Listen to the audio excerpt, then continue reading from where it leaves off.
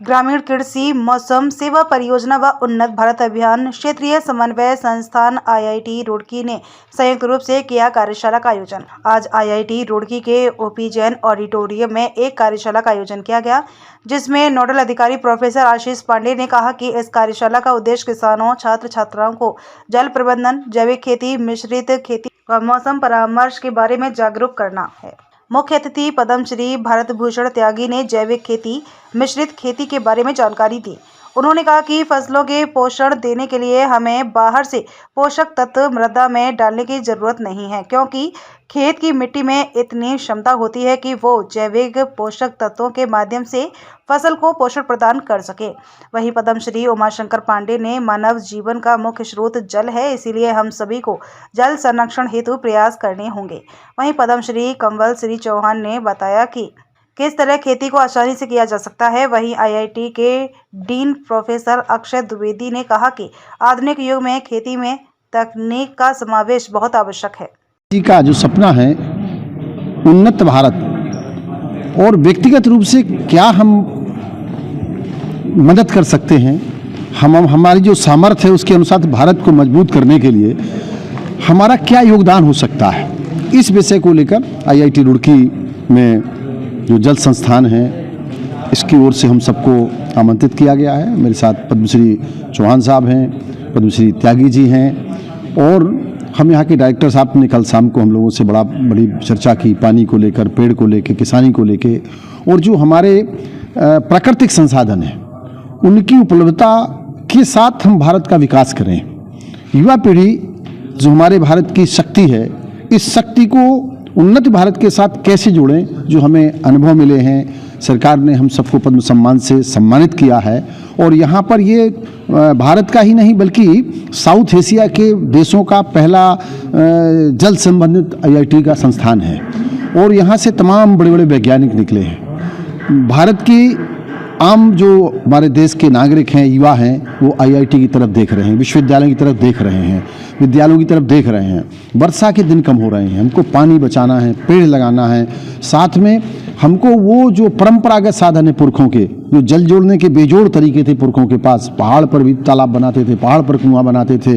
पेड़ कैसे बचें, क्योंकि पानी बनाया नहीं जा सकता, बचाया जा सकता है। पेड़ बनाया नहीं जा सकता, पेड़ लगाया जा सकता है। तो हम सब मिल करके, हमारी सबकी कोशिश है कि जो कुछ हम लोगों के पास ज्ञान है या हमने जो सीखा है, पुरखों से प्राप्त हुआ है, शिक्षकों से प्राप्त हुआ है, गुरुजनों से प्राप्त हुआ है, देश से प्राप्त हुआ है, ये बच्चों के साथ हम साझा करें, किसानों के साथ संवाद करें। किसान इस देश का कर्णधारी नहीं है, इस देश की संपूर्ण अर्थव्यवस्था को मजबूत करने का काम किसान करता है। इस भारत गाँव में बसता है, और गाँव से ही सारी सभ्यताएँ, सारी शिक्षाएं, सारा दुनिया में जो विस्तार हुआ है वो गांव के लोगों ने किया है। गांव ने मिलके शहर बनाया, गांव ने मिलके कस्बे बनाए, गांव ने मिलके देश बनाया।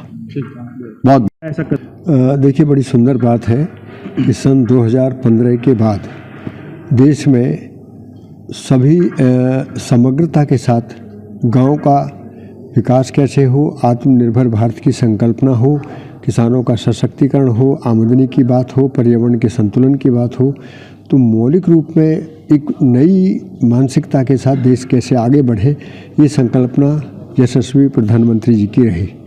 उसी दिशा में आईआईटी में एक गंभीर चिंतन के लिए यहाँ पर सारे लोग बैठे, और यहाँ पर हमारे दो साथी और जो पद्मश्री सम्मान से सम्मानित हैं, जिन्होंने पानी पर काम किया है, प्रसंस्करण पर काम किया है, गंभीरता के साथ काम किए हैं। तो सोचा ये गया कि संस्थानों में इस तरीके के जो प्रयास हुए हैं उनको वैज्ञानिक दृष्टिकोण के साथ जोड़कर किस प्रकार से गांव के समग्र विकास की ओर बढ़ा जाए, अर्थात वैज्ञानिक भी साथ हो, संस्थान भी साथ हो, गांव भी साथ हो, और प्रयोगकार किसान भी साथ हो। जैसा कि ये फर्टिलाइजर तो नहीं रोक लगा। देखिए, वो भी एक विषय है कि हमने एक लंबे समय अभ्यास किया था या अधिक उत्पादन के लिए जो भी तरीके अपनाए गए उनमें रसायनों का और कृत्रिमता को बहुत जोर दिया था हमने, लेकिन अब परिस्थितियां बदल गई। वो सारा उत्पादन प्रकृति के विरोध में चला गया, पर्यावरण स्वास्थ्य के विरोध में चला गया। तो एक जागरूकता आई है पूरे देश में, और उनसे भी धीरे धीरे निपटेंगे, क्योंकि एक फसल से अधिकतम उत्पादन नहीं लिया जा सकता। उसके लिए प्राकृतिक नियम को समझना है कि विविधता में किस प्रकार से अनेक फसलों को लगाकर हम ज़्यादा उत्पादन ले सकते हैं। तो पहले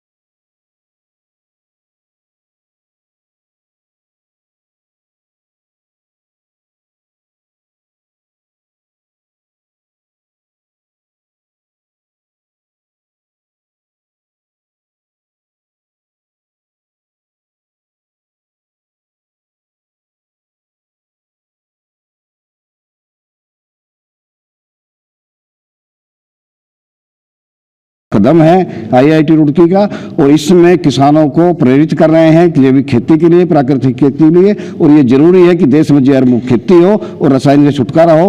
रासायनिक की खेती से बहुत से नुकसान है।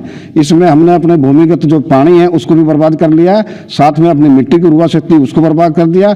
तीसरा, हमने जो संतुलन था प्राकृतिक का, जो पक्षी, पशु और मानव का एक संतुलन था, उसको भी खत्म कर दिया गया है।